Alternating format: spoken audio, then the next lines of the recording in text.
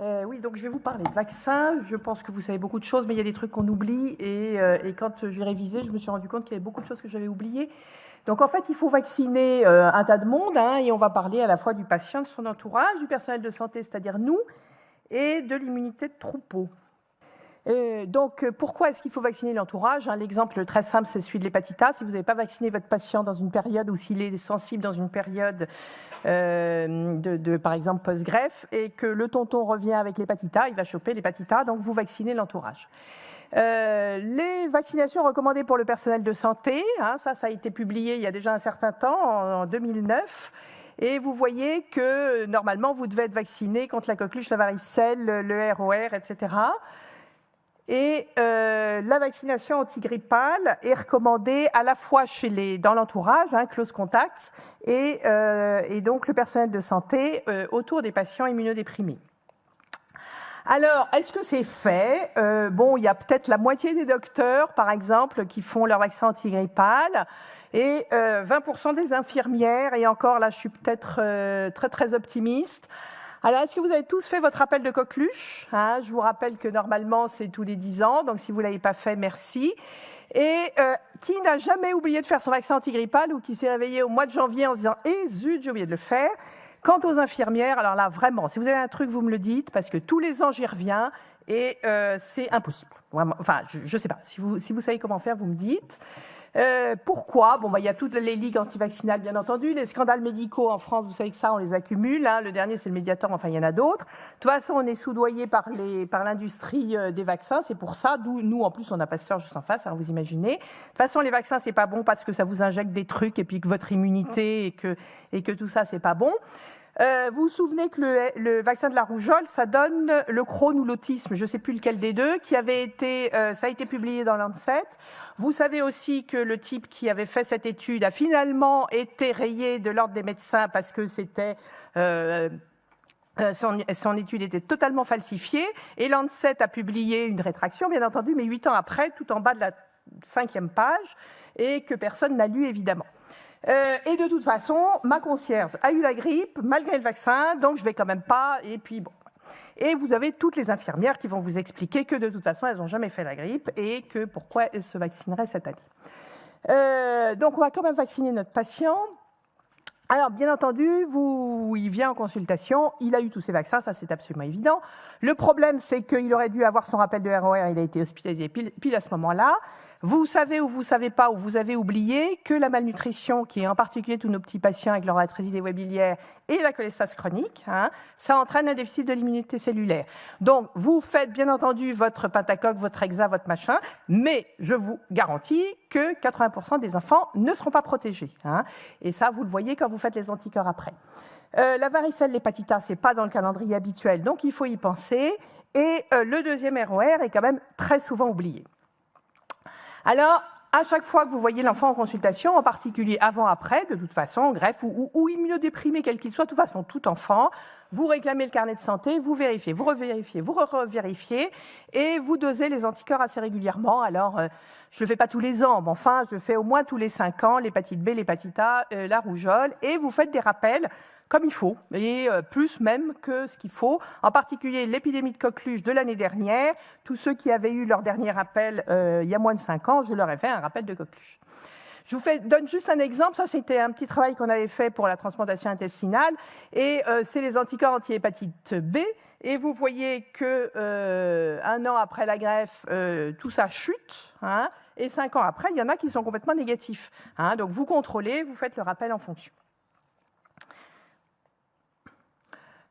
Alors, évidemment, le pneumocoque. Alors, vous vous souvenez bien, parce que si c'est moins de 2 ans, il faut faire le Prevnar 13. Mais s'il a plus de 5 ans, qu'il n'a pas eu de vaccin, vous faites le Prevnar 13, puis le pneumo 23.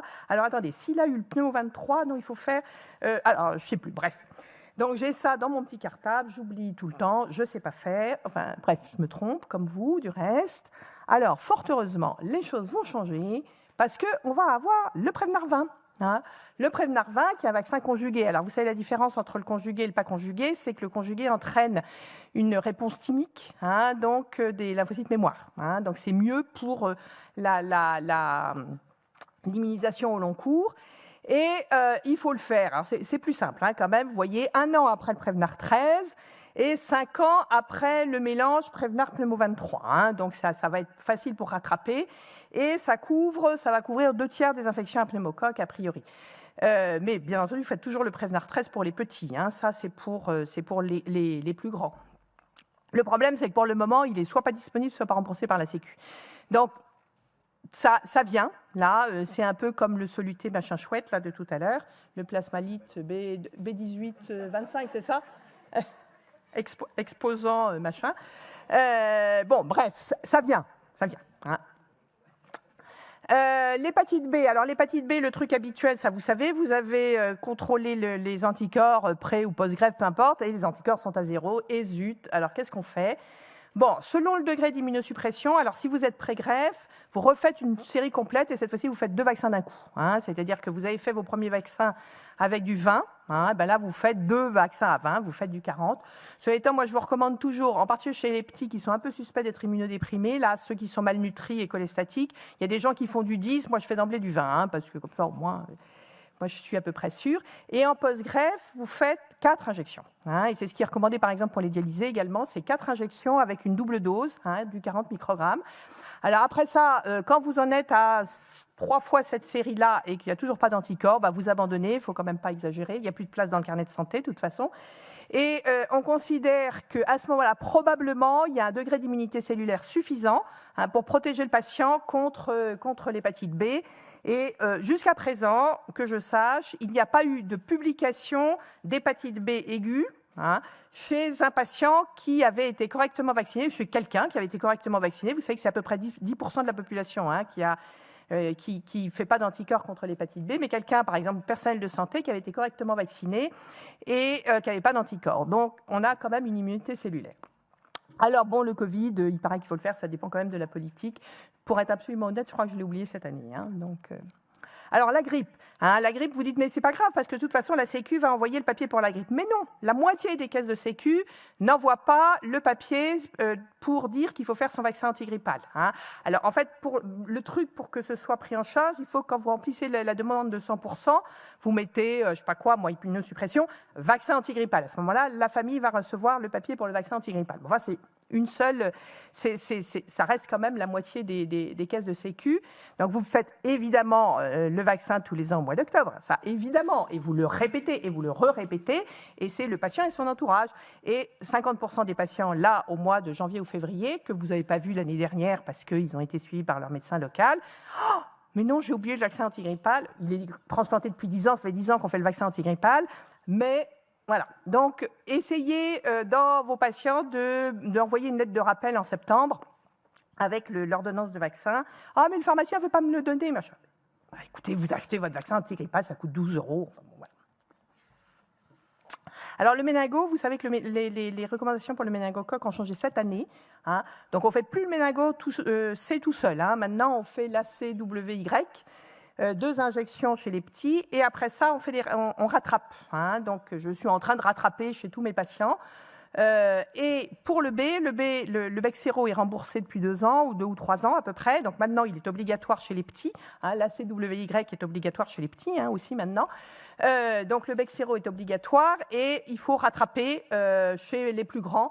Donc c'est 2 doses à plus d'1 mois d'intervalle. Vous savez qu'il y a en ce moment, ou en tout cas il y a quelques semaines, il y avait une épidémie de méningite B à Rennes, enfin dans les environs de Rennes, avec quand même 1 décès. Donc ça motive les parents et on a réussi à vacciner. J'ai réussi à rattraper les Bexsero. Le papilloma, évidemment, alors c'est pas les mêmes virus qui donnent les condylomes et le cancer du col, mais le Gardasil 19, 9, enfin, bref, les sérotypes dans le Gardasil couvrent les deux, ceux qui donnent le cancer du col et ceux qui donnent les condylomes. Les condylomes, autant dire que c'est intraitable, donc il faut absolument motiver les parents pour vacciner filles et garçons, parce que les garçons, évidemment, ça transmet le papillomavirus aux filles. Et les garçons immunodéprimés, ça fait des cancers très, très mal placés. Anal, pénien, enfin bon, c'est moins fréquent que le cancer du col chez la fille, mais enfin quand même. Donc, il faut vacciner filles et garçons.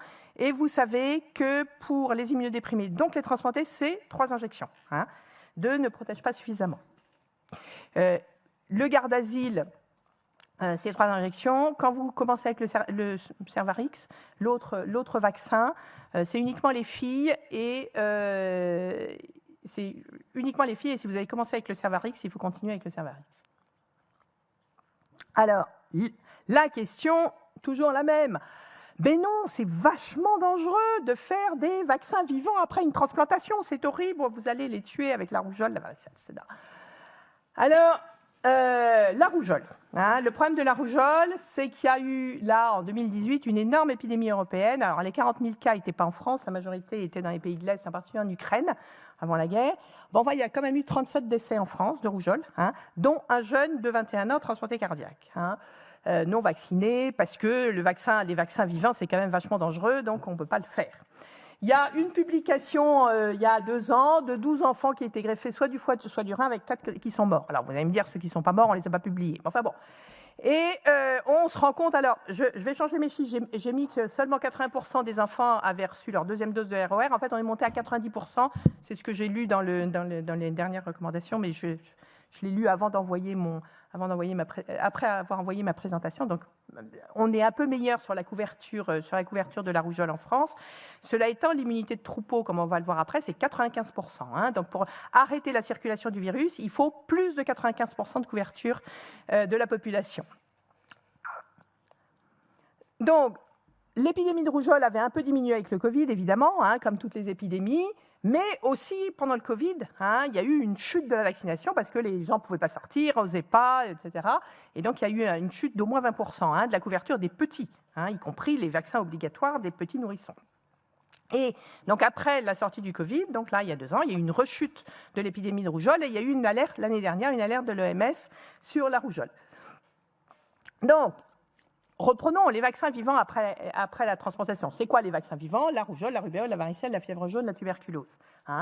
La rougeole, il y a l'épidémie. Et la rougeole, il n'y a pas de traitement. Vous pouvez toujours balancer des immunoglobulines, vous le faites parce qu'il faut bien faire quelque chose, mais il n'y a pas de traitement. Alors que pour la varicelle, il y a quand même la cyclovir. Il peut y avoir des formes sévères, mais il y a quand même la cyclovir.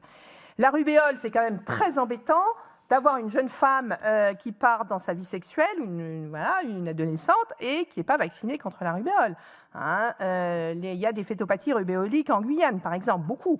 Donc c'est quand même très embêtant qu'elle ne soit pas vaccinée. La fièvre jaune, c'est endémique en Amérique du Sud. Donc si vous avez un patient qui retourne en Guyane, la Guyane c'est la France, il doit être vacciné contre la fièvre jaune, c'est obligatoire. Et vous ne prendrez pas l'avion à Roissy pour Cayenne si vous n'êtes pas vacciné contre la fièvre jaune. Et la tuberculose, comme vous savez, il n'y a pas besoin d'aller très loin pour voir la tuberculose. Alors, juste finir avec ces 2-là. La fièvre jaune, il y a quand même des cas de complications dues au vaccin qui ont été rapportés. Donc, c'est contre-indiqué en général, sauf s'il y a une épidémie. En ce moment, il n'y a pas d'épidémie de fièvre jaune en Guyane. Cela étant, moi, j'ai un certain nombre de patients qui ont été vaccinés dans mon dos sans me demander mon avis. Il ne s'est rien passé. Au moins, ils sont protégés. La tuberculose, je ne vous recommande pas parce que vraiment, ils vont pas faire de BCG généralisé, mais ils vont faire l'adénite dans les selles qui va suinter pendant 3 ou 6 mois. Et ça, c'est quand même très embêtant. Donc, pas de BCG, sauf cas extrêmement particuliers, évidemment, d'enfants qui vivent en foyer ou au 115. Alors, la rougeole, la rubéole, la varicelle, qui sont quand même très importants. Bon, ça fait quand même maintenant plus de 10 ans, la première publication de l'American Journal of Transplantation par l'équipe de Genève, qui est ceux qui ont été pionniers dans cette affaire-là, c'est 2012. Et donc, il y a eu suffisamment maintenant d'études chez les transplantés des enfants et des adultes, transplantés du foie et du rein, pour dire que vraiment le seul problème de ces vaccins, c'est qu'ils ne prennent pas. Et il n'y a pas de complications, personne n'a vu de rougeole atténuée, personne n'a vu de varicelle atténuée ou pas atténuée. Le risque, c'est que ça ne prenne pas. Donc, toujours parce qu'il y a une immunodépression, évidemment. Et donc, on fait le vaccin, on fait le contrôle des anticorps 6 mois, 1 an après. Et puis, si c'est toujours négatif, on refait une injection. J'en ai vu un il n'y a pas très longtemps. Là, je crois que j'en suis au mon 4e ROR, je vais peut-être m'arrêter. Et pour ceux qui ne croient pas, il y a donc, pour ce qui est de la varicelle, la publication de 2012, ça c'est les Genevois. Le ROR, ça doit être les Genevois en 2019. Et les cas graves de rougeole post-transplantation, c'est la publication de l'année dernière. Alors, pourquoi est-ce qu'il faut vacciner tout le monde? Parce que pour protéger tout le monde, il faut plus de 95% pour que le virus arrête de circuler. Donc, si vous voulez protéger votre patient qui, de toute façon, dans les 6 premiers mois de la greffe, même s'il est correctement vacciné, si ses anticorps vont sortir après, il n'en aura pas dans les 6 premiers mois. Si vous voulez le protéger, il faut 95% d'immunité dans la population. Donc, il faut vacciner tout le troupeau. Le personnel de santé, c'est nous, l'entourage, parce qu'il rapporte l'hépatite A, et le patient. Alors, juste un petit mot sur qu'est-ce qu'il ne faut pas faire et qu'est-ce qu'il faut faire aussi pour protéger, à part les vaccins. Alors, évidemment, vous ne pouvez pas aller... ils ne peuvent pas manger du fromage non pasteurisé, avoir un aquarium, tout ça, ça transmet un tas de bébêtes, des mycobactéries, de l'aspergillus, enfin, des tas de choses horribles. Bon, vous avez bien compris que je n'interdis rien de tout ça et que je les vaccine bien, mais qu'ils ont droit à un cochon d'Inde. Je vous remercie. Bonjour, donc moi je suis Florent Cornu de Marseille et j'avais une question sur les vaccinations vivantes atténuées de l'entourage, notamment le rotavirus. J'ai lu des papiers qui disaient qu'en fait quand on vaccinait l'entourage avec le vaccin contre le rotavirus, il y avait un risque pour l'immunodéprimé qui est côtoyé. Il va y avoir aussi le vaccin antigrippal nasal qui devrait arriver un jour ou l'autre en France. Et est-ce qu'il y a déjà des recommandations, des papiers ou en tout cas des idées sur qu'est-ce qu'on va préconiser pour ces vaccins dans l'entourage du patient immunodéprimé? En général, la greffe, sauf dans des situations extrêmement particulières, la greffe, on a le temps de la préparer. Donc, le temps que le vaccin... au moment où on fait le vaccin du rotavirus chez le petit frère, par exemple, l'enfant va pas être transplanté immédiatement et donc le virus a le temps d'être éliminé. Donc je pense qu'il ne faut pas faire trop attention à ça. Le risque de contamination dans la famille est beaucoup plus important. En fait, ce n'est pas les vaccins qui rendent malades, c'est les maladies. Je pense que c'est ça qu'il faut retenir. Donc, il faut vacciner le plus possible l'entourage, en particulier le rotavirus. Oui, je n'ai pas parlé du rotavirus, mais c'est un bon vaccin. C'est vrai que je suis plus angoissée de la rougeole, à vrai dire. Et je pense qu'il faut vacciner sans trop se poser de questions. Il y a juste un truc que je n'ai pas dit aussi, c'est quand est-ce qu'on recommence après la greffe à faire des vaccins. En gros, moi, j'attends 1 an. C'est-à-dire qu'il y a une immunosuppression qui soit à peu près, j'allais dire, standard, pas trop élevée. Le seul que je fais avant 1 an, c'est la grippe, parce que ça, de toute façon, si on ne le fait pas, il ne prendra pas. Alors, il ne prendra peut-être pas, mais enfin, si on ne le fait pas, c'est sûr qu'il ne prendra pas. Et puis, en cas d'épidémie, et en particulier l'année dernière, et là, en ce moment, la coqueluche. Ça, J'avais aussi une question. En général, quand avec le vaccin contre l'hépatite B seul, on n'arrive pas à avoir d'immunité, on essaye de vacciner avec le vaccin contre la A et la B. Le mécanisme étant différent, on arrive souvent quand même à avoir une réponse sur le deuxième vaccin. Quelle est ton expérience avec ça ? Mon expérience, c'est que c'est très difficile d'avoir du Twinrix et que le Twinrix est beaucoup moins bien remboursé par la Sécu en France que l'hépatite B. Alors c'est idiot, mais c'est complètement stupide, mais c'est comme ça. J'ai un peu plus de difficulté à faire le Twinrix quand je peux, je le fais. Il y a Twinrix pédiatrique, autant dire qu'on oublie. Je ne sais même pas si ça existe encore. Si, ça existe. Ouais, enfin, en tout cas, ça c'est sûr que les pharmacies ne le trouvent jamais. Le Twinrix adulte. Oui, je dirais oui. Mais bon, il faut dire que je suis un peu obstinée. Donc, je fais 6, 8, 10 injections. Et puis quand il n'y a plus de place dans le carnet, j'arrête, quoi. Oui, c'est une question de remboursement, en fait. Ok, parfait. Merci. On va refaire une tentative. Ah oui, ça marche. Donc, je vais commencer par le CMV. Donc, pour rappel, le CMV, c'est un herpès virus qui est exclusivement humain, avec une prévalence estimée à 40-45% chez l'adulte jeune, d'après les dernières données de Santé publique France. Il se transmet par tout un tas de sécrétions corporelles, les urines, la salive, les selles, et il va pouvoir infecter un grand nombre de types cellulaires, les cellules endothéliales, épithéliales, les cellules hématopoïétiques, ce qui va expliquer un grand nombre d'atteintes potentielles. Globalement, chez l'immunocompétent, ça va donner un syndrome grippal associé à un syndrome mononucléosique, des adénopathies et une leucopénie, une thrombopénie du fait de l'atteinte des cellules hématopoïétiques. Une fois la primo-infection réalisée, il va persister de manière définitive chez l'hôte sous forme latente. Chez le transplanté hépatique, il y a une altération de la réponse lymphocytaire T, donc la réponse cytotoxique, et ça va amener à 2 risques. À la fois sur la primo-infection, il va y avoir des primo-infections sévères, il peut y avoir des colites ulcérantes, des hépatites, des pneumopathies interstitielles, des atteintes cardiaques ou neurologiques. Et il va pouvoir y avoir des atteintes séquentielles, c'est-à-dire que le patient il va pouvoir d'abord avoir l'atteinte hématologique, puis hépatique, puis la pneumopathie. Et les transplantés, le deuxième risque, c'est des réactivations symptomatiques. L'incidence dans les études les plus récentes, donc dans des cohortes où il y a déjà des mesures de prévention, ça reste quand même assez élevé, avec 20 à 40% de virémie et 5 à 10% de CMV maladie. Chez l'adulte, il décrit des effets indirects, donc des risques d'infection opportuniste, de rejet, voire de perte du greffon. Ce n'est pas du tout démontré chez l'enfant. Il y a des associations inconstantes avec le rejet, mais les autres effets indirects ne sont pas du tout prouvés en pédiatrie. Face à ces risques, il a été établi des groupes de risques, mais ça c'est basé sur des données adultes. Sont à risque élevé les enfants qui sont séronégatifs et qui reçoivent un greffon issu d'un donneur immunisé, à risque modéré si le patient est séropositif, et dit risque faible si ni le donneur ni le receveur n'ont été immunisés. Ça, c'est à modérer en pédiatrie pour plusieurs raisons. D'abord, la difficulté d'établir le profil sérologique des tout-petits, car on va pouvoir doser finalement les anticorps maternels quand on fait la sérologie.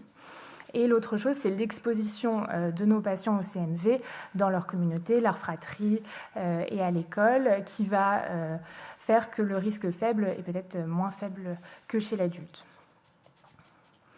Il y a plusieurs possibilités de prévention, plusieurs stratégies. Soit on peut mettre en place une prophylaxie, donc un traitement antiviral. Ça va permettre de réduire les infections précoces, mais ça va exposer le patient aux effets secondaires des antiviraux et ça va les exposer aussi à un risque d'infection tardive une fois qu'on va sevrer les antiviraux. L'autre option, c'est de faire un traitement préemptif, c'est-à-dire qu'on monitore la charge virale et s'il y a une virémie, on traite. Ça permet de traiter moins de patients, donc d'avoir une moindre exposition aux effets secondaires et aussi un moindre coût. Ça entraîne par contre un peu plus d'infections précoces et il y a le problème du seuil de la charge virale à traiter qui n'est pas défini, qui n'est pas consensuel. Dans les études les plus récentes, on parle de 1000 à 2000 copies, mais ce n'est pas du tout quelque chose qui fait consensus. Une troisième option, c'est un peu intermédiaire, une stratégie hybride. Ça va être de faire une prophylaxie courte de 2 à 4 semaines, ce qui va prévenir les infections très précoces, et après de passer à une stratégie préemptive. Et donc ça module un peu les effets positifs et négatifs des 2 autres stratégies. Donc chez l'adulte, il y a des recommandations issues d'une conférence de consensus. Pour les risques élevés, ils traitent pendant 3 à 6 mois où ils font un traitement préemptif. Pour les risques modérés, une prophylaxie de 3 mois ou un traitement préemptif. Et les risques faibles, pas de prophylaxie. Évidemment, en pédiatrie, les choses sont plus complexes, avec une grande diversité de pratiques. Je vous ai mis 3 publications plutôt récentes qui montrent 3 façons de faire différentes. Au Texas, ils font une prophylaxie pour tous de 6 mois pour les risques modérés à sévères, 3 mois pour les risques faibles.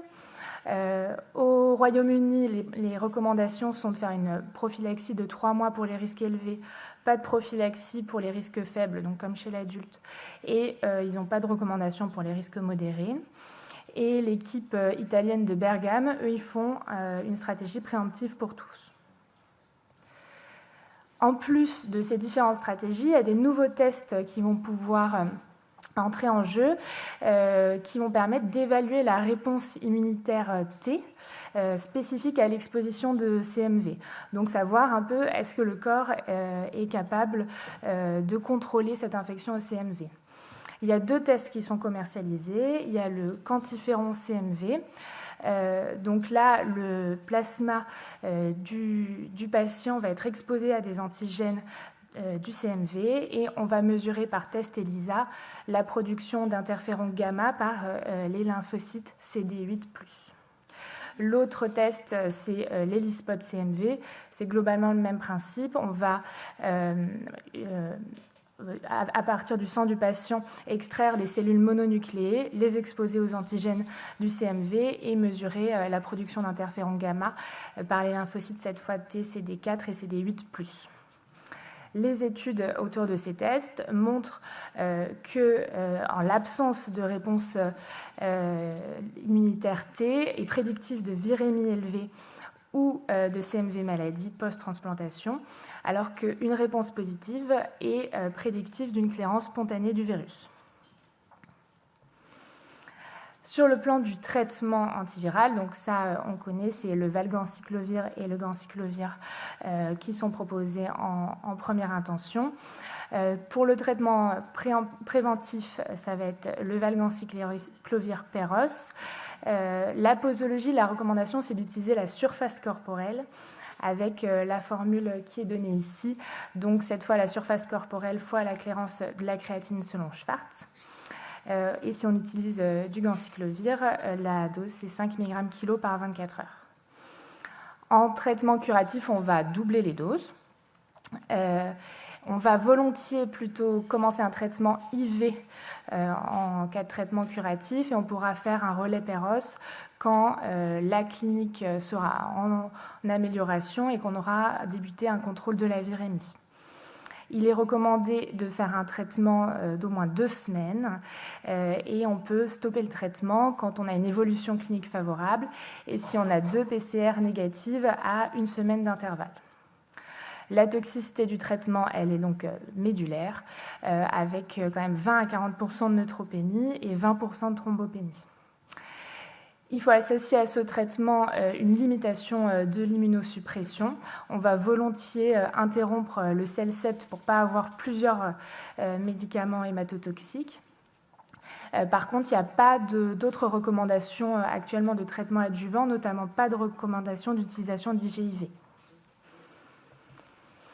Ce traitement peut avoir des résistances avec un risque qui est évalué à 2 à 4% chez l'enfant et qu'il faudra rechercher si on a une absence de réponse après 2 semaines de traitement. On peut faire une analyse génotypique pour savoir quelle est la mutation.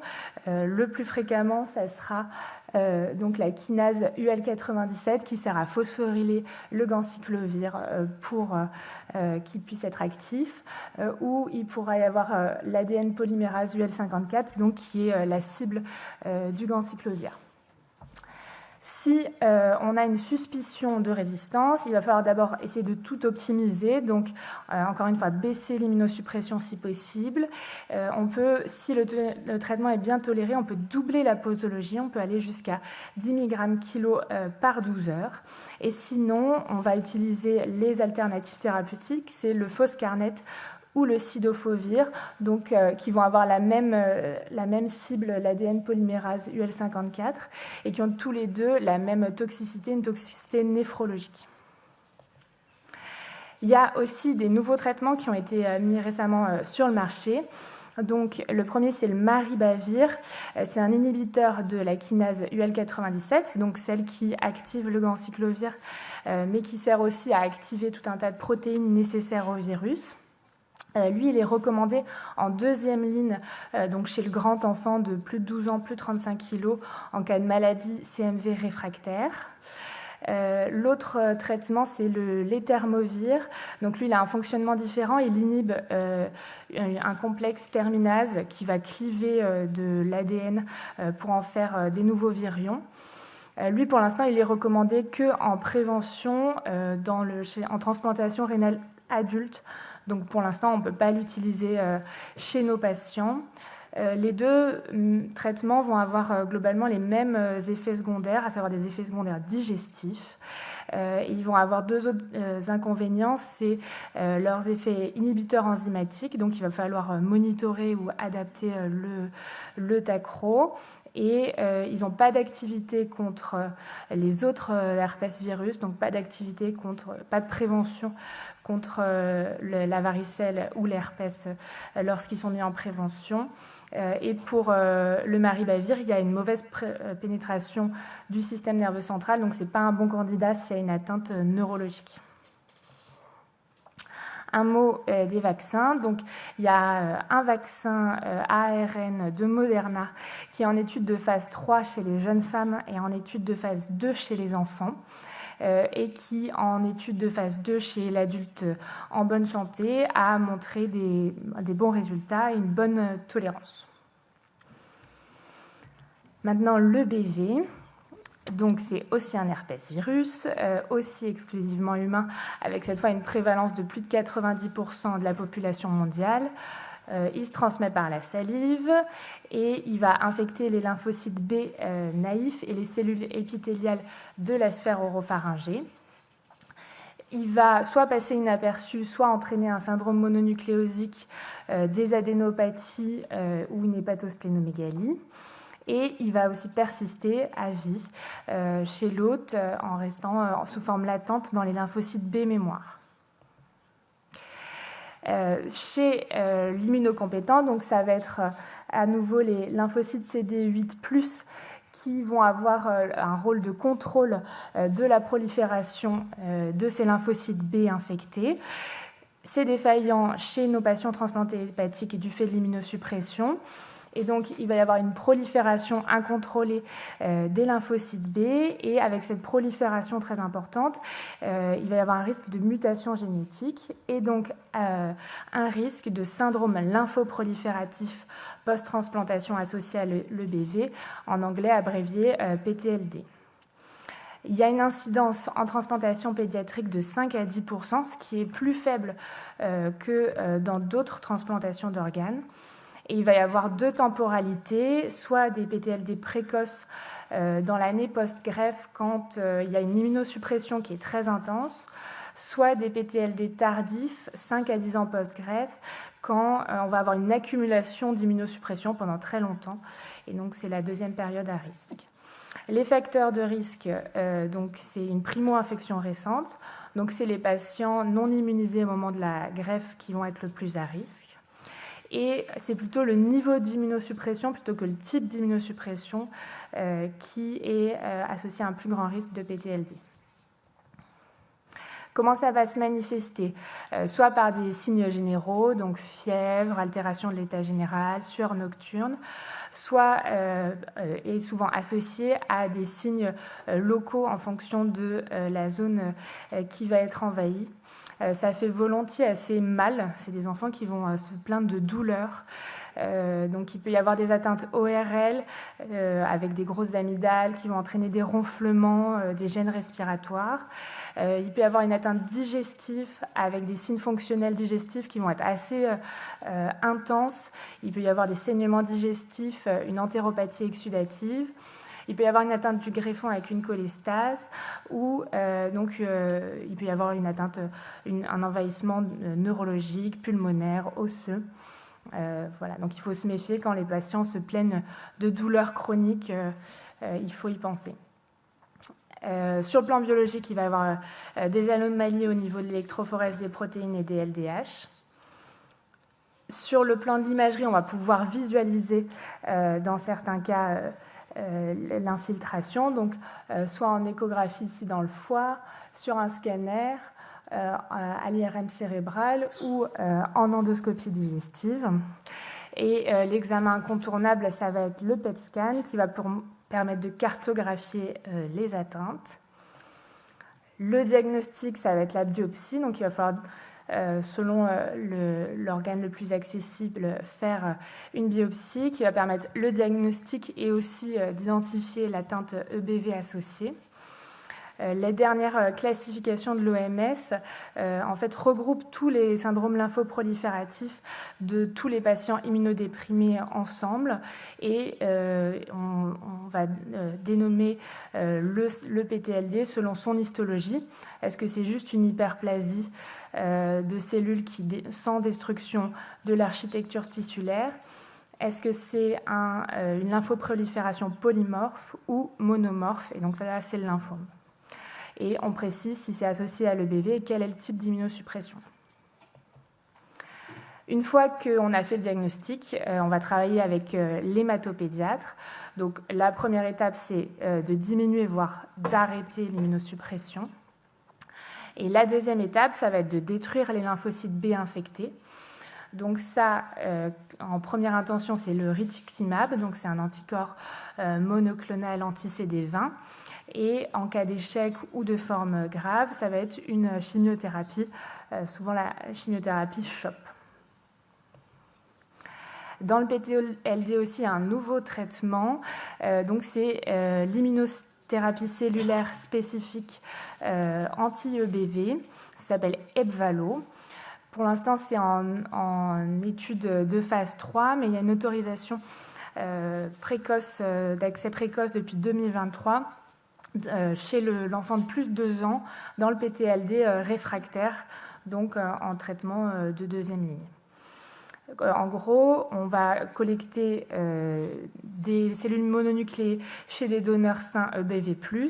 On va séparer les cellules mononucléées. Les lymphocytes B vont servir de cellules présentatrices d'antigènes et on va pouvoir faire la culture de lymphocytes T spécifiques de l'EBV qu'on va pouvoir injecter aux patients pour qu'ils aillent détruire les lymphocytes B infectés. En étude de phase 2, il y avait une réponse de 78% et pas d'effet indésirable grave. Donc ça, c'est une option pour nos patients qui ont des PTLD réfractaires. Pour la prévention dans le BV, donc, ça va être de limiter l'immunosuppression et de surveiller la PCR.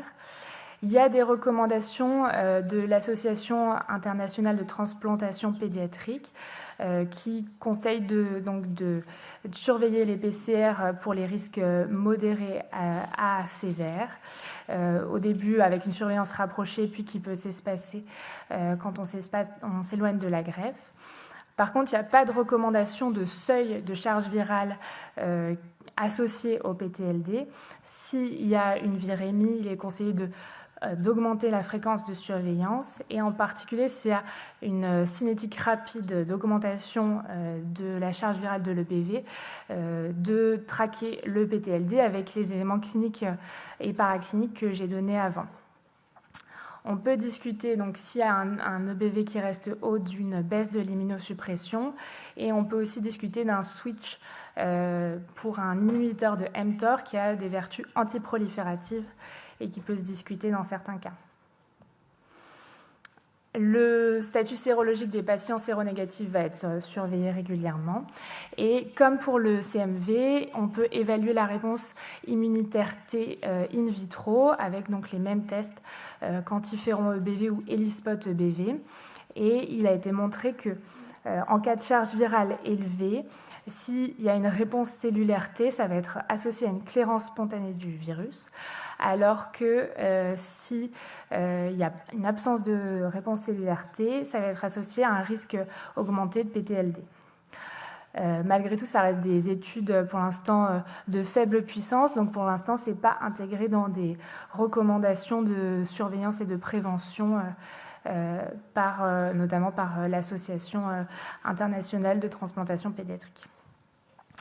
Il reste la question du traitement préemptif. Donc, il y a un sondage européen qui montrait qu'il y a 15% des équipes qui mettaient un traitement antiviral pour de l'EBV, mais je vous ai mis une étude de 2024 qui montre que ça n'a pas d'efficacité dans la prévention du développement du PTLD. Enfin, pour les vaccins, il y a c'est un peu moins avancé que pour le CMV, mais c'est également Moderna qui a 2 candidats à l'étude en étude de phase 1 et 2. Donc, en conclusion, pour le CMV, il y a plusieurs possibilités de prévention, la prophylaxie, le traitement préemptif ou la stratégie hybride. Stratégie auquel il va falloir associer l'évaluation de la réponse immunitaire T. Il y a des nouveaux traitements curatifs et préventifs de deuxième ligne pour l'instant. Et il y a un vaccin ARN à l'étude. Pour le BV, il y a des nouvelles possibilités en deuxième ligne aussi de traitement du PTLD. Et il y a pas mal de choses à définir sur les modalités de prévention et de surveillance.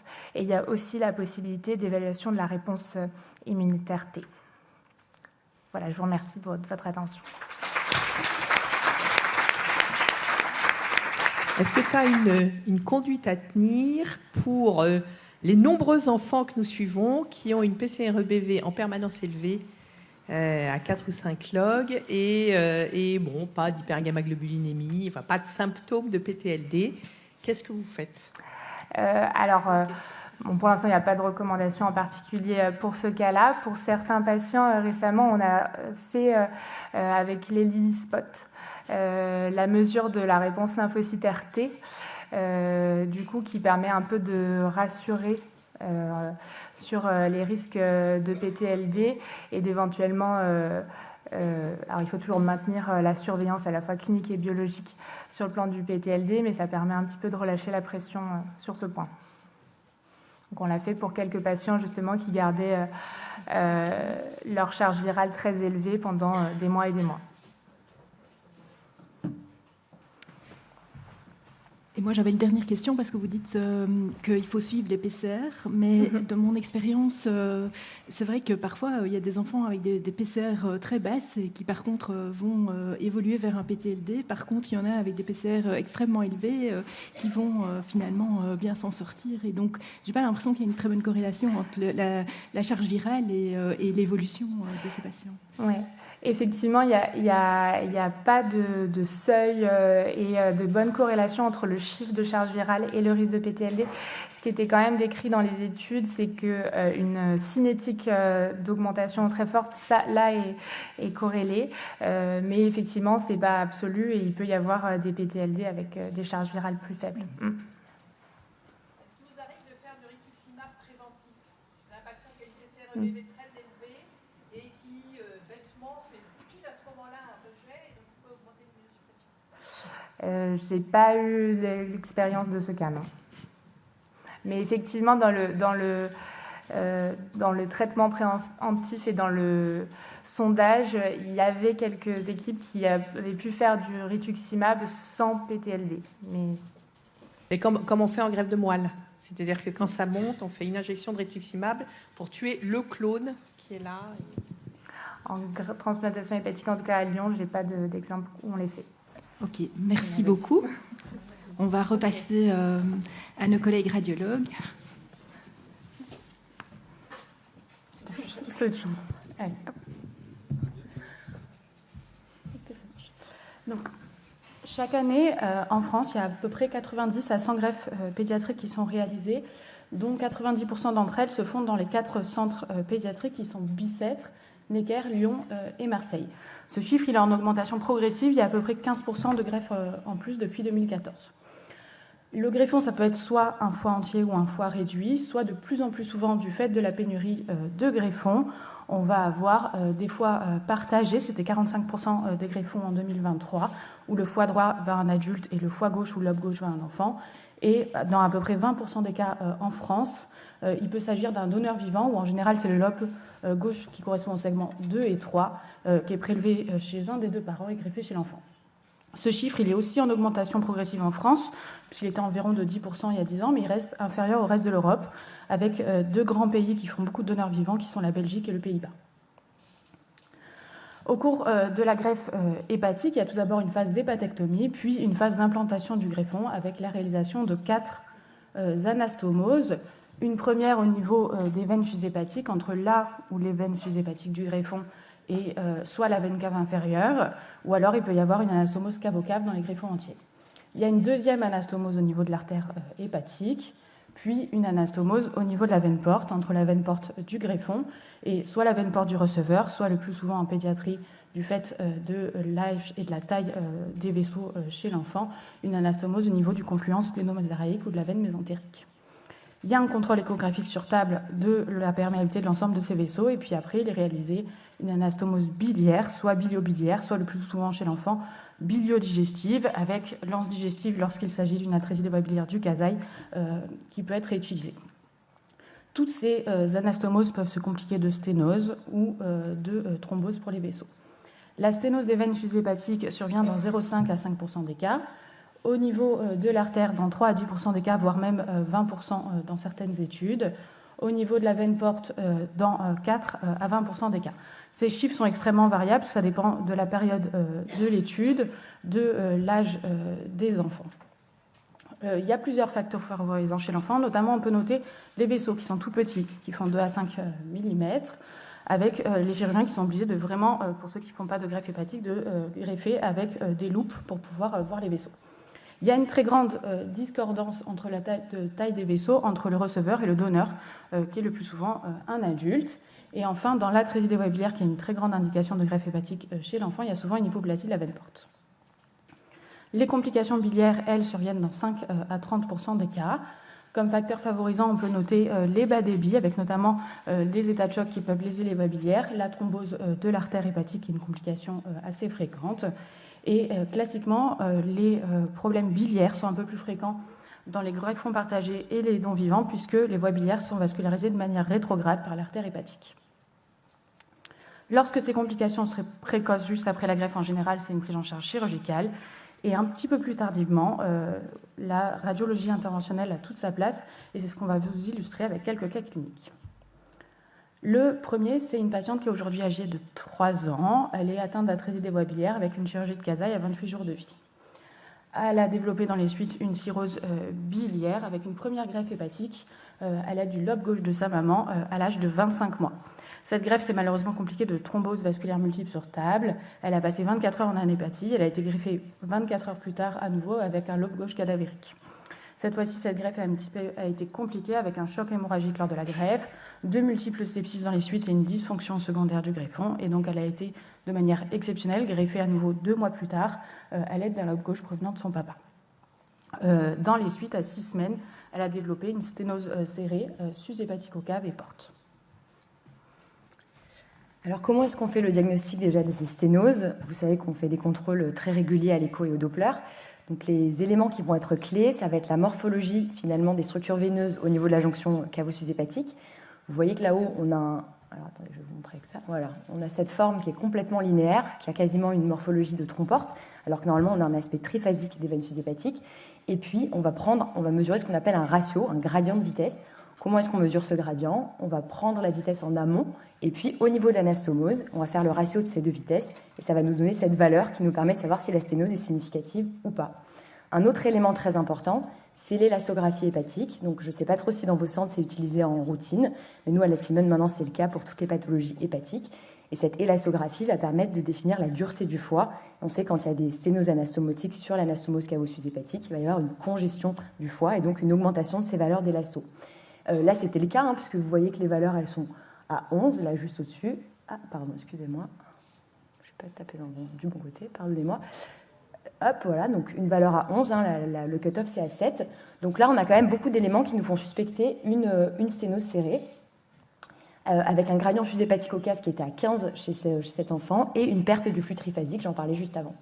Donc les études disent que le budd carré, donc la difficulté d'évacuation sanguine via les veines sus-hépatiques, doit être suspectée si on a un gradient supérieur à 3 et on a une excellente valeur prédictive négative de ce flux triphasique. Quand il est présent, on sait qu'il n'y a pas de sténose anastomotique. Donc là, on avait tous les éléments pour penser qu'il y avait une sténose significative. Sur le versant porte, vous voyez que là, on a une vidéo donc, de l'anastomose porte. On voit très bien la partie très large qui est dans le greffon. Et puis, on perd complètement la visibilité de la lumière avec une veine qui est toute petite, la veine de l'enfant, ce qui est très classique, comme le disait Pauline. Par ailleurs, on a une augmentation de la vitesse. Vous voyez qu'on a là, une vitesse qui est aux alentours de 140 cm par seconde, donc très, très élevée, et puis avec un flux qui est turbulent. Et enfin, encore une fois, ce gradient anastomotique. Donc, on va prendre la mesure en amont et au niveau de l'anastomose, qui est très élevé, qui est à 9 dans ce cas-là. Donc, que dit la littérature? On considère qu'une sténose est significative en échographie si on a un diamètre de l'anastomose qui est inférieur à 2,5 mm. Il y a une méta-analyse qui décrivait ça très bien. Donc là, on est complètement dans les critères. Une vitesse anastomotique supérieure à 100 cm par seconde et un gradient supérieur ou égal à 2,4. Donc là, on avait tous les éléments qui nous permettaient de poser les diagnostics de sténose cavo-sus-hépatique et porte. Alors, qu'est-ce que c'est la suite de la prise en charge? C'est là où la radiologie interventionnelle intervient. Donc c'est le gold standard qui va permettre de confirmer ces constatations et puis de traiter les patients. Donc ça, c'est une ponction directe d'une veine sus-hépatique. On peut aussi faire une ponction par voie rétrograde, donc en passant par la veine jugulaire interne. C'est beaucoup plus difficile en général d'avoir une appréciation du flux d'une part, et d'autre part, pour le traitement, on est beaucoup moins confortable. Donc quand on peut piquer le foie, on pique le foie. Donc là, vous voyez qu'on a une opacification de la jonction cavo-sus-hépatique qui est très serrée, avec un peu une stase de contraste qui distend les veines sus-hépatiques au moment de l'injection. Le gradient de pression était non significatif. Gradient de pression, on met une sonde de pression en amont et en aval, toujours la même chose, mais avec des mesures réelles cette fois-ci. Donc ce gradient de pression, il est majeur à chaque fois pour évaluer les sténoses, le retentissement hémodynamique et décider du traitement. Donc là, il n'y avait pas de gradient. Par contre, on avait des signes, alors pas vraiment cliniques chez elle, mais échographiques de Budd-Chiari avec cette congestion hépatique à l'élasto.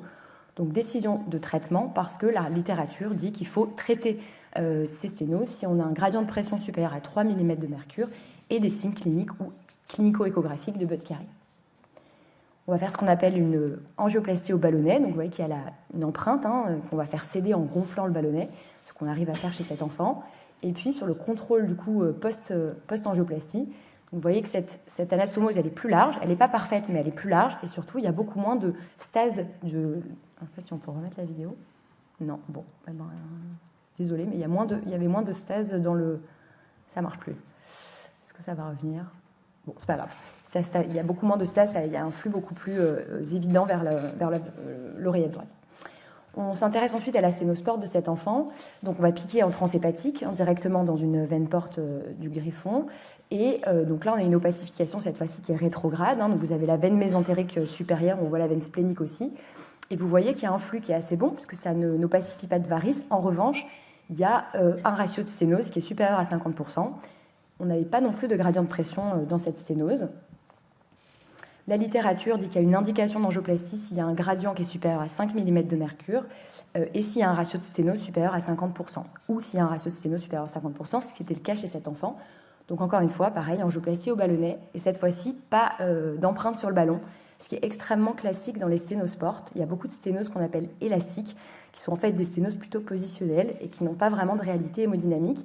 Elles sont complexes à prendre en charge parce qu'elles peuvent quand même conduire parfois à la thrombose. Donc on se méfie, c'est très difficile parfois de décider à quel moment il faut les stenter ou pas.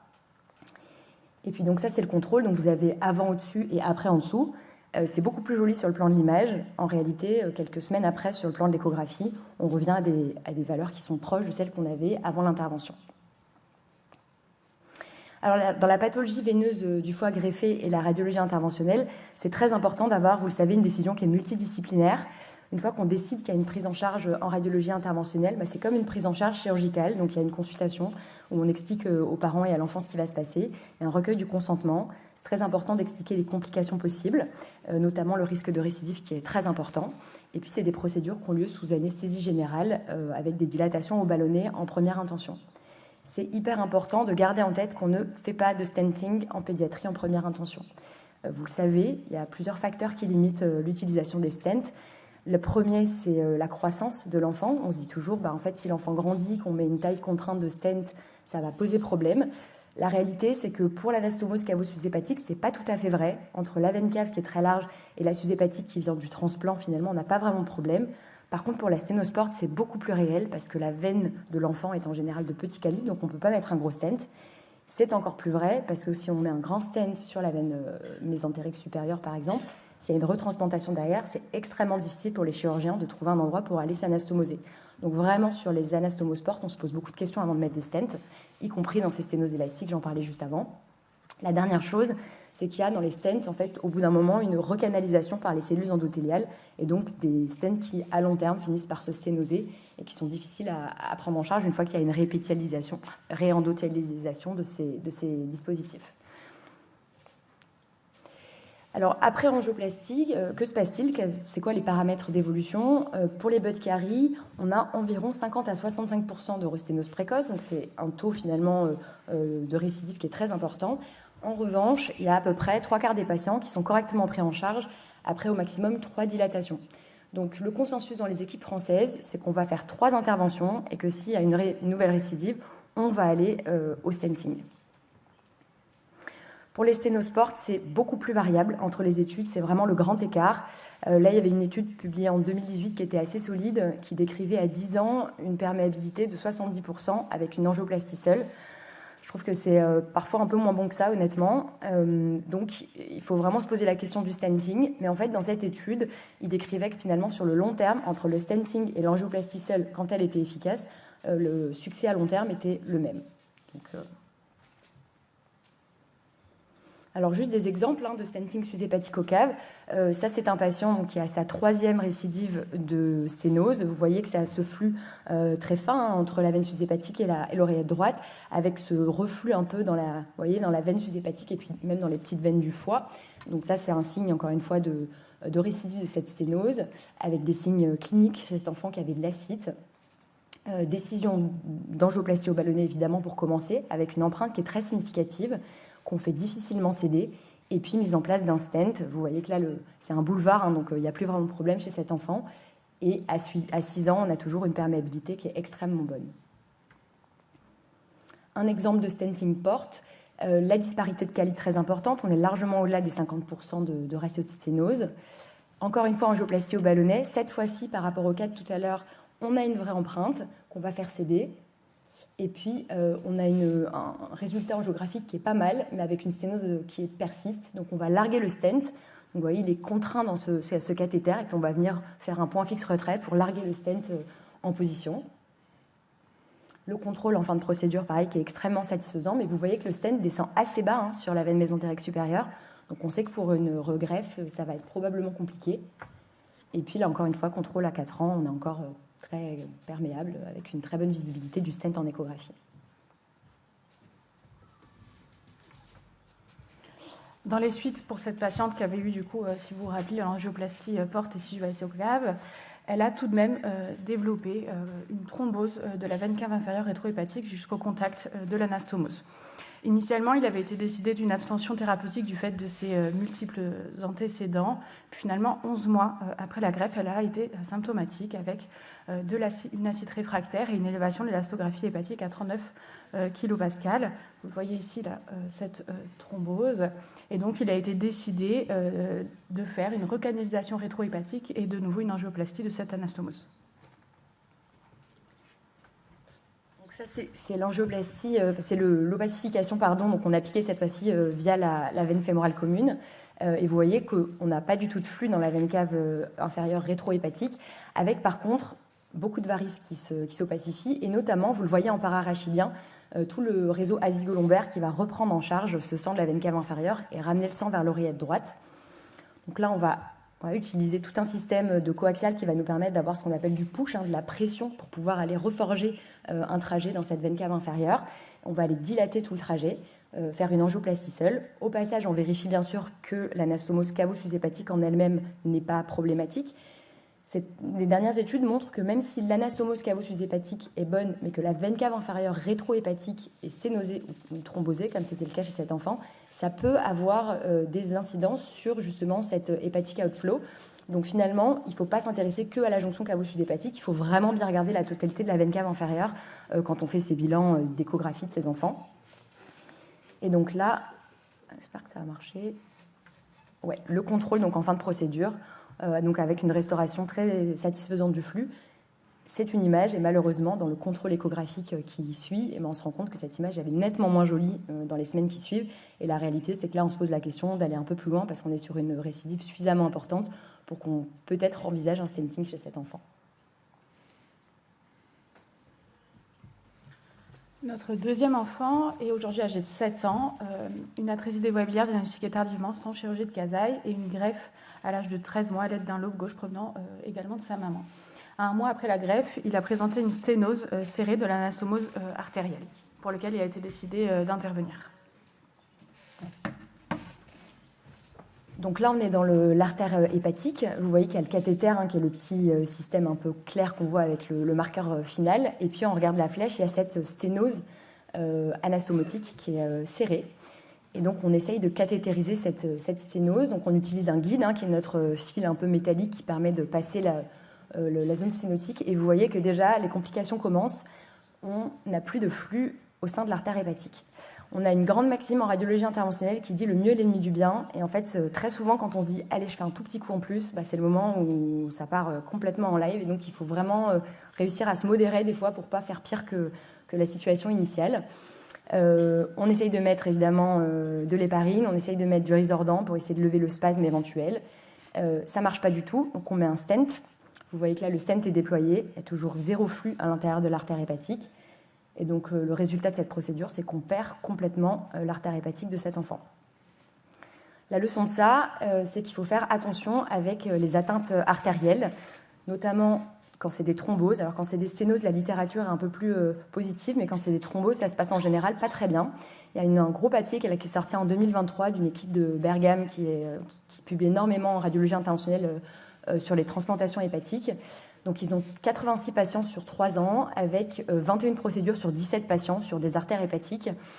Il y a un succès de l'angioplastie seule dans 24% des cas seulement, c'est très peu.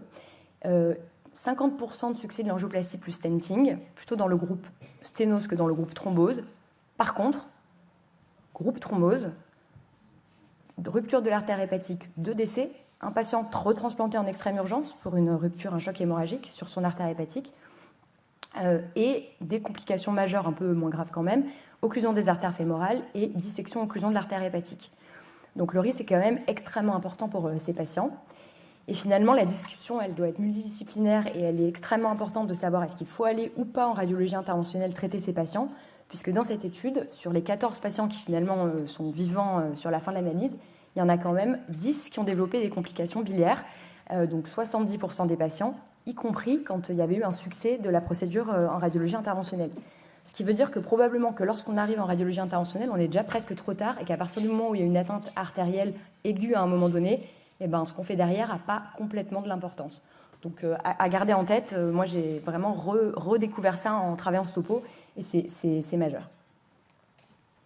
Il y a une grosse étude là, qui est en train d'être montée, c'est sorti là, le protocole en fin 2024, donc je pense que dans les mois qui viennent, les années qui viennent, on va avoir des données sur ces artères hépatiques de transplant beaucoup plus fournies et donc beaucoup plus fiables.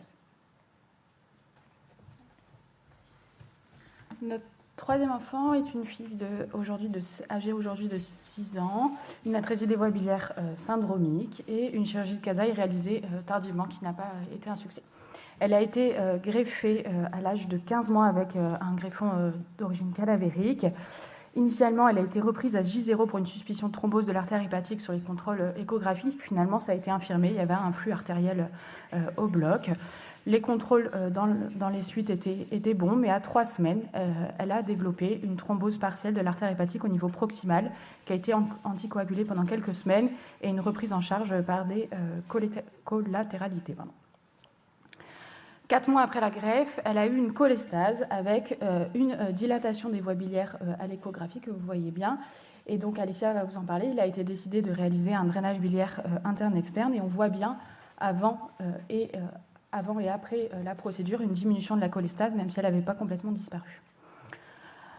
Dans ce qui concerne les voies biliaires, les indications de cholangiographie et de drainage ne sont pas toujours évidentes. Alors des fois, on a ce tableau bruyant de prurite, de cholestase, avec dilatation des voies biliaires à l'échographie. On ne se pose pas trop de questions. Puis des fois, c'est un petit peu plus compliqué. On peut avoir une élévation des acides biliaires isolés, qui semble être un peu plus précoce, un peu plus sensible, à prouver bien sûr. À l'échographie, on n'a pas toujours cette dilatation des voies biliaires. Et donc, à ce moment-là, il faut qu'on en discute ensemble. Et on peut avoir recours, en tout cas, c'est ce qu'on fait des fois, à l'histologie pour être sûr qu'il y a des signes d'obstacle. Et donc, pour elle, il y a eu cette intervention. Hop.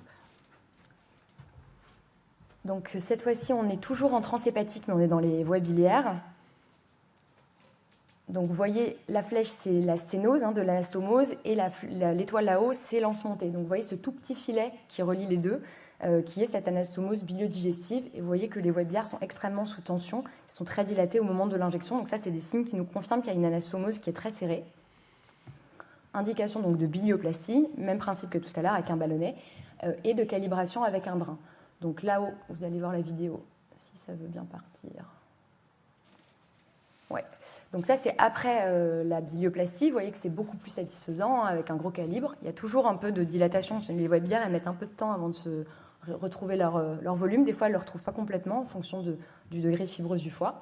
Et donc, on décide de mettre en place ce drain biliaire interne-externe, qui est donc sur l'anastomose et qui va permettre de protéger un peu la cicatrisation.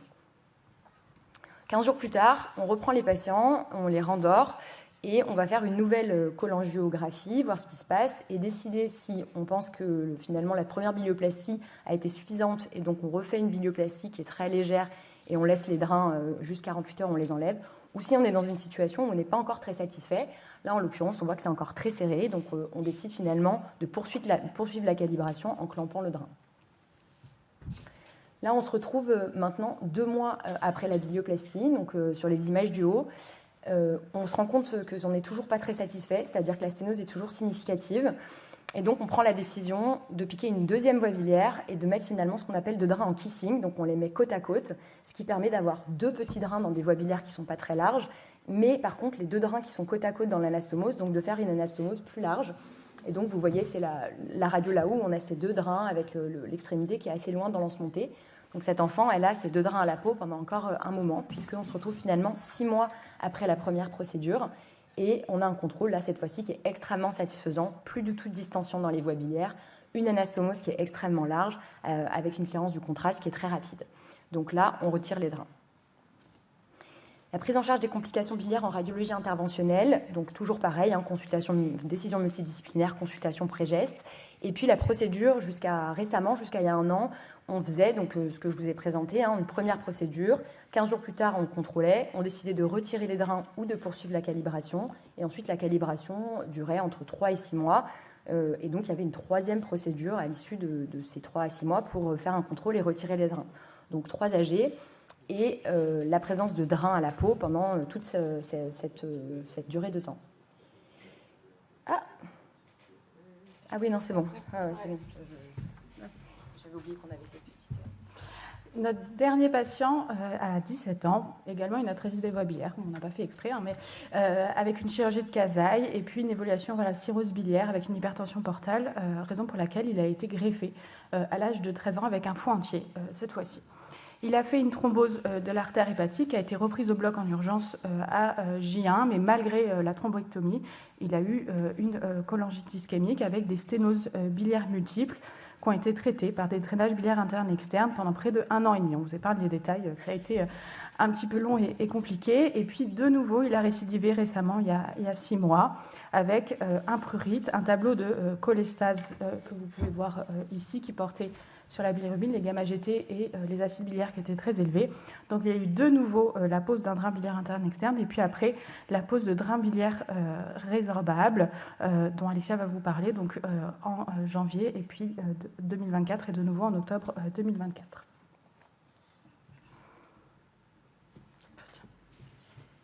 Et donc ça, c'est un peu la nouveauté qu'on a mis en place cette année à Marseille, c'est l'utilisation donc, de ces stents biliaires résorbables, qui sont des stents donc, classiques, comme ceux que je vous ai montrés métalliques tout à l'heure, mais qui ont un matériau qui est biodégradable et qui va donc avec le temps disparaître. L'avantage, c'est donc d'éviter pour le patient d'avoir ce drain biliaire interne-externe, donc de ne faire qu'une seule procédure, et procédure initiale, et mettre ce stent en place, et d'avoir quand même un stent qui tient suffisamment longtemps pour pouvoir maintenir cette anastomose ouverte.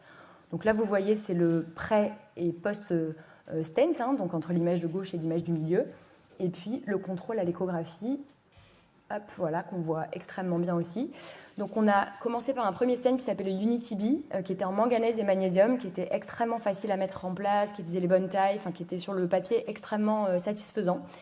Malheureusement, ce stent il se dégrade très rapidement. En 2 mois, il a disparu. Et donc 2 mois, on se rend compte que c'est un peu court et que finalement, il nous faut au moins 3 mois probablement pour réussir à maintenir l'anastomose ouverte. Sinon, il y a une fibrose périanastomotique qui va finalement provoquer la récidive très rapidement.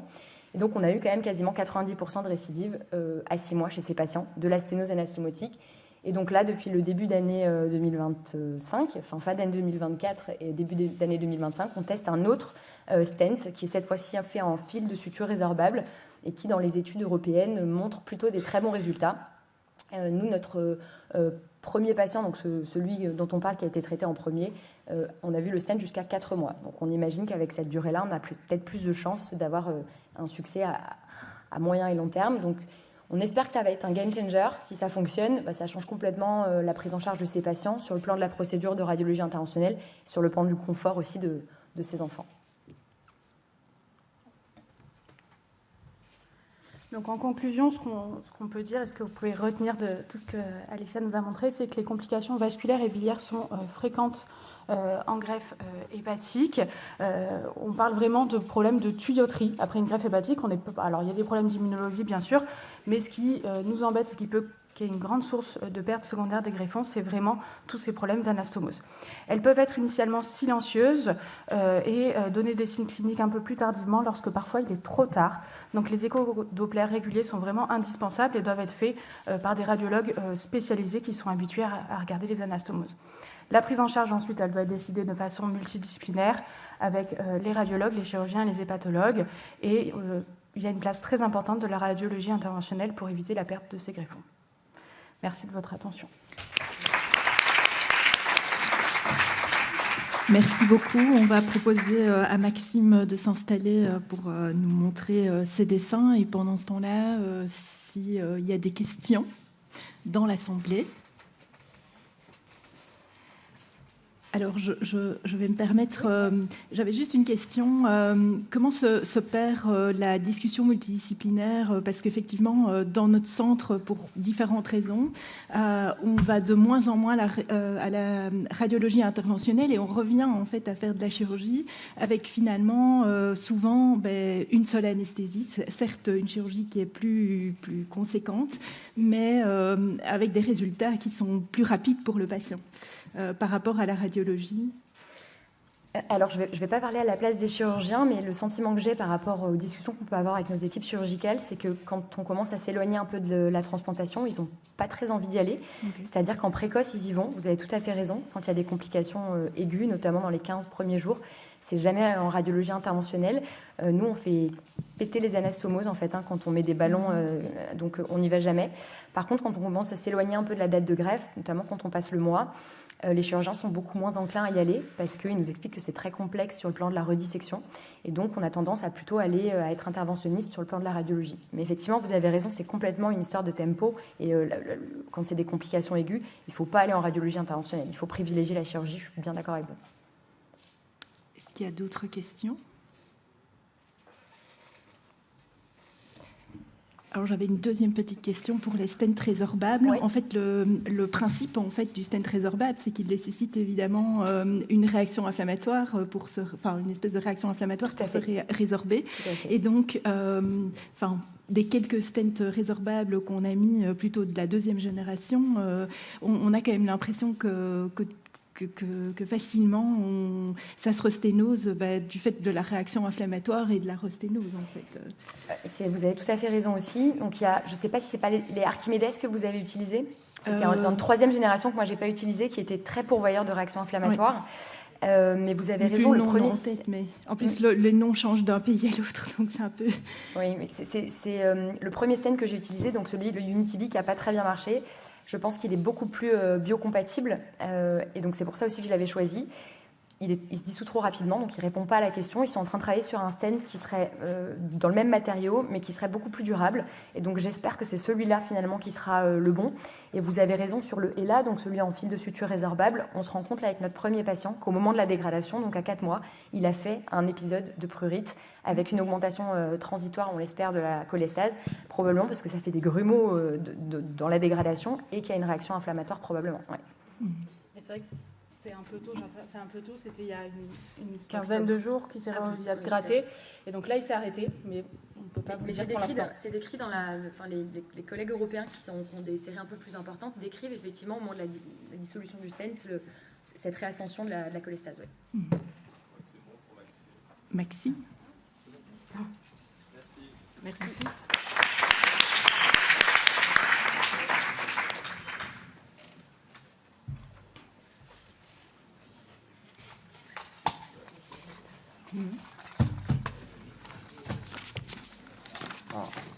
Oula.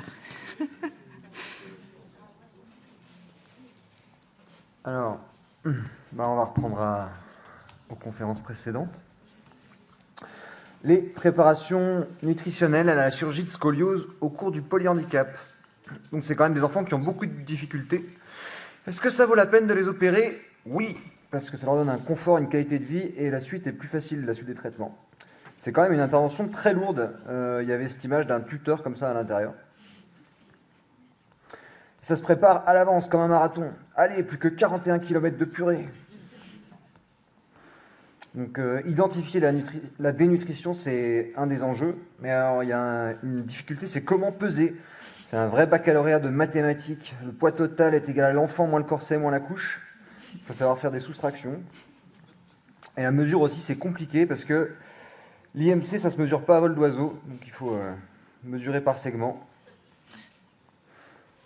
Ensuite, j'ai compris qu'un des enjeux, c'était d'éviter la pince mésentérique. Et que ça, c'était lié avec la dénutrition. Mais j'imagine qu'avec un peu de graisse, c'est plus facile de pincer. Voilà, c'est tout. Ensuite, on a eu des recommandations nutritionnelles sur la réanimation pédiatrique. L'eau est un nutriment comme les autres. On a vu ce que c'était que la tonicité, c'est la somme de tous les os molles dilués dans 1 litre d'eau. Alors, j'étais un peu surpris, molle. Moi, on ne dit pas os mou, plutôt. Ensuite, la tonicité idéale, eh ben, ça serait un peu comme le plasma. Attention, c'est un petit peu chaud. Ensuite, pour le sucre, on a eu des recommandations assez vagues. Les recommandations étaient assez vagues. Et puis, de toute façon, il faut réfléchir de façon absolue, prendre en compte la glycémie de tout l'océan, pas juste une vague. Donc, pour conclure, pour résumer, il faut quelque chose d'isotonique, de balancé avec du sucre. Enfin, pas trop de sucre et pas trop balancé non plus. Les études. Donc, on a vu que l'analyse de résidus gastriques, les études prouvent surtout que ce n'est pas une technique fiable. Sauf que c'est très fiable pour déranger la digestion. Ah, mais fais juste comme si j'étais pas là, continue ton repas. L'épaississement de l'eau, ça fait en fait plus de fausses routes, de manière un peu contre-intuitive. En même temps, on n'y voit rien avec cette purée de pois. Voilà. Passe à la conférence de tout de suite. Et donc, on a vu les vaccins. Alors, qui vacciner? Eh bien, vacciner, en fait, tout le monde. Hein. Les patients, l'entourage, le personnel de santé, tout le troupeau. Donc, le personnel médical, il faut les vacciner contre la coqueluche et la grippe. Mais les infirmières, elles disent « Ah, mais moi, j'ai jamais fait la grippe. Hein. » Crac, c'est les cordonniers les plus mal chaussés. Ensuite, l'hépatite B, si on a déjà fait la série 3 fois et qu'il n'y a toujours pas d'anticorps, stop, c'est complet, hein, il n'y a plus de place dans le carnet de santé, on arrête. Ensuite, il y avait la dangerosité des vaccins vivants après greffe. Oui, mais c'est quand même nécessaire si on veut monter dans l'avion, par exemple pour aller en Guyane, si vous n'êtes pas vacciné, vous ne rentrez pas. Et la fièvre jaune est endémique à l'Amérique du Sud. Ensuite, il y avait cette histoire du rotavirus, de risque de transmission si on faisait le vaccin vivant du rotavirus à l'entourage. Tiens, comme tu t'es fait opérer, je te prête mon jouet.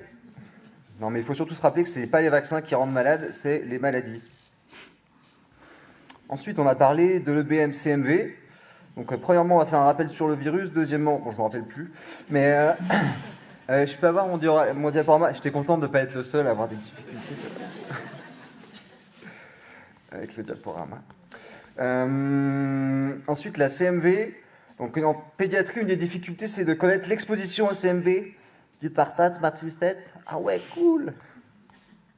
Faut pas savoir ce qu'ils font. Hein. Ensuite, les traitements préventifs. Donc, la posologie, j'ai compris qu'il fallait mettre 7 fois la surface corporelle. Donc là, j'imagine que c'est la suite du baccalauréat mathématique. Voilà, mais c'est quoi la formule déjà pour calculer la surface de l'enfant? On l'a pas appris celle-là. Ensuite, le BV. Donc, c'est un herpès inaperçu avec des symptômes mononucléosiques qui s'échangent aussi par la salive et qui peut être bien planqué chez des donneurs sains, si j'ai bien compris, mais qui, si on n'est pas immunisé au moment de la greffe, il y a un petit risque quand même. Elle est trop bonne, la chouchette. Et voilà, c'est tout. C'est tout, il y a encore une. Je vous garde encore un peu. Donc là, on a parlé des prises en charge radio-interventionnelles. On peut avoir notre diapo? Il n'y a pas que moi. Hein. On va prendre des questions sur les CMV. Ok. Donc, comme en France, il y a une pénurie de foie, il faut partager. Hein. Et combien je vous en mets? On sera 4. Un bon 150 grammes par tête de pipe. Ensuite, on a eu un petit cas clinique d'une jeune patiente de 3 ans atteinte de cirrhose qui avait déjà eu une greffe du foie de sa maman, d'un cadavre, puis de son papa. Non, mais cette fois, j'ai compris la leçon, je m'inscris aux alcooliques anonymes. La radio-intervention, dans ce cas-là, on fait une angioplastie au ballonnet. Soufflez, madame. Non, mais moi, je laisse pas d'empreinte sur le ballon. Et ça permet d'avoir un meilleur flux. Alors, il faut quand même expliquer aux parents qu'il y a de grands risques de récidive. Non, mais là, elle fait sténose sur sténose. Pour l'arrêter, on a dû mettre un stent dans un grand boulevard.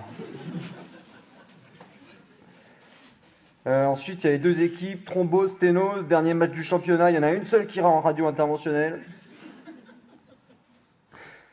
Les nouveautés, les stents biodégradables, compost compatibles. Ils se dégradent tellement vite qu'on n'a même pas le temps d'avoir de l'effet. Vu à la télé, voilà. C'est tout.